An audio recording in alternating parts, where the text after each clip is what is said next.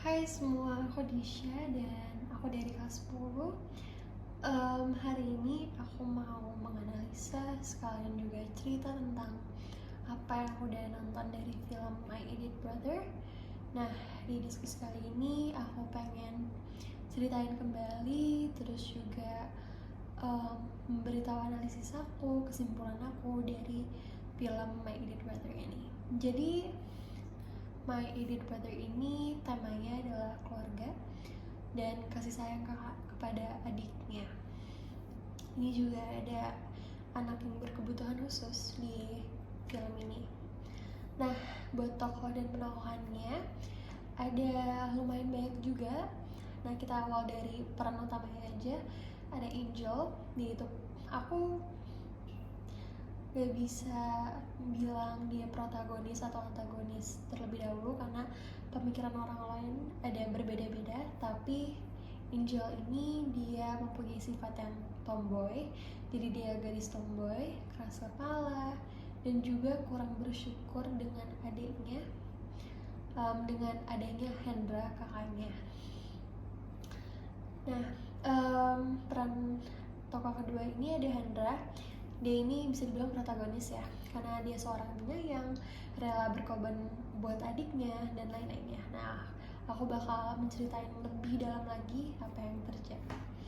Dan juga ada Agnes, dia bisa dibilang antagonis. Dia itu orang yang angkuh, sombong, dan mau menang sendiri. Terus ada Aji, dia salah satunya yang protagonis juga, tokohnya protagonis. Dia orang yang baik, yang berhati lemah lembut dan penyabar. Ada juga orang tua Hendra dan Angel, yang ayahnya ini sosok yang bertanggung jawab dan bersikap adil terhadap Angel dan Hendra. Ada juga mamanya yang baik, penyayang, sabar, meskipun kadang sedikit emosi dengan anak-anaknya, tapi mereka ini adalah salah satunya protagonis. Nah, tokoh-tokoh lainnya ada seperti teman-teman, guru-guru, dan dokter tumbuh kembang, dan lain-lainnya. Nah, latar ini berjalan di rumah, di sekolah, di rumah sakit, kafe, dan lapangan. Jadi, alur yang dipakai di sini adalah alur maju. Nah, di film ini adalah tentang seorang perempuan remaja berumur 15 tahun bernama Angel yang tidak pernah bisa menerima keadaan kakaknya Hendra yang terlahir dengan keterbelakangan mental. Nah, keterbelakangan mental ini bisa disebut juga dengan retardasi mental. Retardasi mental atau bisa dibilang disabilitas adalah gangguan intelektual yang ditandai dengan kemampuan mental di bawah rata-rata. Jadi ini tuh adalah kegangguan perkembangan otak dengan kemampuan IQ di bawah rata-rata dan ketidakmampuan dalam melakukan aktivitas kesehatan seperti orang normal. Walaupun Angel mau dan sangat membencinya, Hendra tidak pernah bersedih hati karena Hendra ini orangnya sangat sabar ya. Hendra menjadi anak yang berkebutuhan khusus akibat sakit yang diderita waktu dia masih kecil.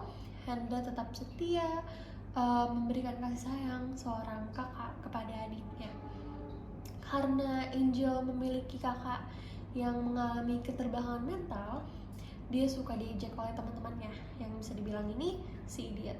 Nah, ada seorang gadis di sekolahnya bernama Agnes. Dia sangat membenci Angel karena dianggap sebagai ancaman yang untuk mendapatkan hati Aji.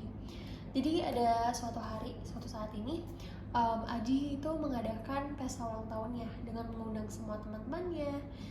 Tapi Agnes dan Angel ini bertengkar. Mereka bersaing untuk menjadi ratu dalam acara pesta tersebut. Sayangnya pesta itu berakhir ricuh karena kehadiran Hendra yang membuat Angel begitu malu. Padahal kedatangan kakaknya ini penuh perjuangan dan niatnya juga baik. Maksud dia untuk datang ini untuk mengantarkan kado yang tertinggal. Angel lari dari pesta itu karena dia malu, lalu dia mengalami kecelakaan. Nah, tapi kecelakaan dia diselamatkan sama kakaknya ini, Hendra. Demi cintanya kepada adik, Handler rela mengorbankan apapun untuk Angel. Nah, sedih ya. Nah, sudut pandang yang mereka pakai adalah orang pertama. Jadi apa sih yang kita bisa belajar di sini? Nah, sebagai manusia, kita harus bisa belajar menerima. Dan satunya paling penting itu yang kita bisa belajar dari film ini, kita harus bersyukur apa yang telah diberikan Tuhan kepada kita. Tetapi terkadang tidak semua orang bisa atau memiliki mental yang kuat dan siap untuk menerima keadaan. Tapi tentu kita harus tetap menjaga sikap dan sopan santun. Nah, aku pengen jelasin nih apa pendapat tentang hak dan anak berkebutuhan khusus menurut aku. Jadi, apakah semua orang mendapatkan hak yang sama? Menurut aku, semua orang berhak untuk mendapatkan hak yang sama, maupun itu dari segi perilaku terhadap satu sama lain, atau cara kita memperlakukan satu sama lain. Nah, walaupun ada perbedaan dari anak berkebutuhan khusus dengan anak-anak yang tidak berkebutuhan khusus, kita harus tetap memperlakukannya yang sama. Kita di sini ingin diperlakukan yang sama. Jika kita memperlakukan orang lain berbeda dengan hal kutipan negatif, maka kita akan diperlakukan tidak baik dengan orang lain. Bisa dibilang ini nanti kita juga bisa dapat karmanya. Anak-anak yang berkebutuhan khusus juga ingin mendapatkan hak yang sama seperti berteman, bersekolah bareng, bermain, dan diperlakukan yang sama. Tetapi jika kita lihat sekarang ya, masa kini, jarang sekali orang mendapatkan hak yang sama karena seringkali dilihat atau membedakan satu sama lain. Karena kemampuan mereka berbeda, jadi banyak yang tidak mendapatkan hak yang sama. Anak-anak yang berkebutuhan khusus memiliki kehidupan yang berbeda, itu yang udah pasti, dengan anak yang lainnya. Mereka butuh banyak bimbingan dari orang lain, jadi kayak supervisor gitu. Nah, jadi bagaimana sih jika aku memilih keluarga atau orang terdekat yang dengan kondisi berkebutuhan khusus? Untuk beradaptasi, menurut aku untuk beradaptasi dengan keadaan seperti ini membutuhkan mental yang kuat karena tidak semua bisa melaluinya. Itu yang bisa belajar. Itu salah satu hal yang kita harus normalisasikan. Hal yang aku bisa lakukan adalah untuk membantunya mempunyai mindset yang kuat dan positif dan tidak membeda-bedakan. Jika aku memilih keluarga atau orang terdekat dengan kondisi berkebutuhan khusus, aku akan menyemangatinya untuk tetap semangat membantunya dan berlakukan seperti orang yang sama. Karena itu yang kita inginkan dari setiap orang. Jadi bagaimana cara aku memperlakukan orang yang berkebutuhan khusus saat misalnya aku ada di tempat umum nih. Jika aku bertemu dengan orang yang berkebutuhan khusus saat berada di tempat umum, aku akan menghargainya dan tidak judge orang tersebut. Membantu jika dia membutuhkannya dan memperlakukan dengan yang sama. Akan sulit untuk memiliki mindset yang cukup open-minded nih, karena pasti banyak dari kita jika bertemu dengan orang berkebutuhan khusus merasa malu atau tidak nyaman. Dan itu sangat normal untuk misalnya kita masih kecil, kita masih remaja, itu sangat hal-hal yang normal. Tetapi mereka yang berkebutuhan khusus tidak beda dengan kita, dan dengan hal ini kita harus menghargainya dengan memperlakukannya yang sama. Nah, jika aku bisa merelasikan atau kaitkan dengan reduce inequalities di film My Idiot Brother ini bisa dikaitkan dengan reduce inequalities atau bisa dibilang juga reduce inequality within and among countries. Reduce inequalities yang artinya mengurangi ketidaksetaraan hasil, termasuk dengan menghilangkan undang-undang, kebijakan, dan praktik yang diskriminatif dan mempromosikan undang-undang, kebijakan, dan tindakan yang sesuai dalam hal ini. Jadi bagaimana kita bisa reduce the inequality?